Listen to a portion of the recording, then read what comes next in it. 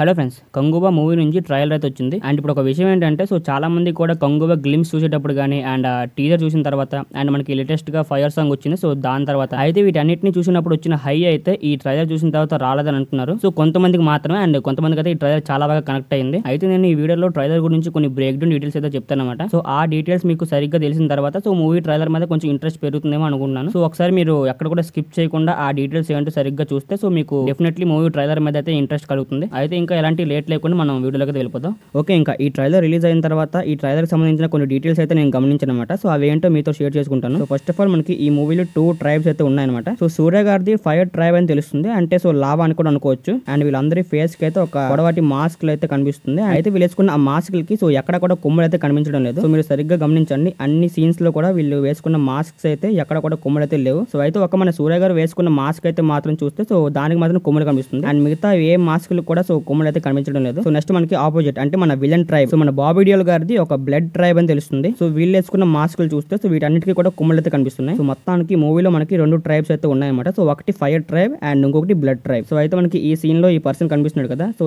ఈ పర్సన్ అయితే స్పార్టన్స్ వేసుకున్న మాస్క్ అయితే వేసుకున్నాడు అనమాట. సో మాస్క్ అంటే సో హెల్మెట్. సో స్పార్టన్స్ అంటే వాళ్ళ ఆర్మీ కంటే డేంజర్ అనమాట. సో వాళ్ళ వారియర్స్ అనమాట. సో అయితే మీరు ఇక్కడ ఈ సీన్ చూడండి, ఈ సీన్ లో స్పార్టన్ వారియర్ అయితే అక్కడ కాయిన్స్ అయితే ఇవ్వడం కనిపిస్తుంది కదా. అయితే అక్కడ మనకి వెనక్కి చూస్తే చేతులను అయితే తీసుకెళ్లి సముద్రంలో అయితే పడేస్తున్నారు అనమాట. అయితే స్పార్టన్స్ ఇచ్చే పనిష్మెంట్ అయితే చాలా బ్రూటల్ గా ఉంటుంది. ఓకే, ఇంకా ఈ పాయింట్ చూడండి. సో ఈ పాయింట్ లో మన బాబీ డియోల్ గారు ఒకరినైతే తన్నడం చూపిస్తున్నారు కదా, సో అతన్ని కొండపై నుంచి కిందకి పడేసట్టు. సో నాకు తెలిసి నేనేమనుకుంటున్నానంటే సో బాబీ డియోల్ గారు కూడా ఇంతకు ముందు సేమ్ ట్రైబ్ అయి ఉంటుంది. సో ఫైర్ ట్రైబ్ అయి ఉంటుంది ఇంతకు ముందు కూడా. అండ్ అయితే మన బాబీ డియోల్ గారు నెక్స్ట్ ఎందుకు ఇలా ఇంకొక ట్రైబ్స్ కి అయితే వెళ్ళిపోయారో సో ఇవన్నీ కూడా మనకి మూవీలో తెలుస్తుంది. అండ్ ఈ ట్రైలర్ మొత్తానికి కూడా లాస్ట్ గా చెప్పే డీటెయిల్ ఒకటే ఉంది. అండ్ అదేంటంటే సో నాకు తెలిసి బాబీ డియోల్ గారు ఈ ఫైర్ ట్రైబ్ ఒక హెడ్ ని అయితే చంపేసి అయితే ఈ ఫైర్ ట్రైబ్స్ కింద ఉన్న మనుషులను అందరినీ కూడా ఆ స్పార్టన్ టీమ్ కి అయితే వీళ్ళందరినీ ఇచ్చేసారని తెలుస్తుంది. సో వాళ్ళతో కలిసి ఈ ఫైర్ ట్రైబ్ లో ఉన్న వాళ్ళందరినీ కూడా చంపేసి ఈ ట్రైబ్ మొత్తాన్ని కూడా నాశనం చేయడానికి మన బాబీ డియోల్ గారు ట్రై చేశారని తెలుస్తుంది. అయితే మళ్ళీ మన సూర్య గారు ఈ ఫైర్ ట్రైబ్ మొత్తాన్ని కాపాడుతూ మళ్ళీ ఈ ఫైర్ ట్రైబ్ ని బిల్డ్ చేసి అండ్ క్లైమాక్స్ లో రివెంజ్ తీసుకున్నట్టు తెలుస్తుంది.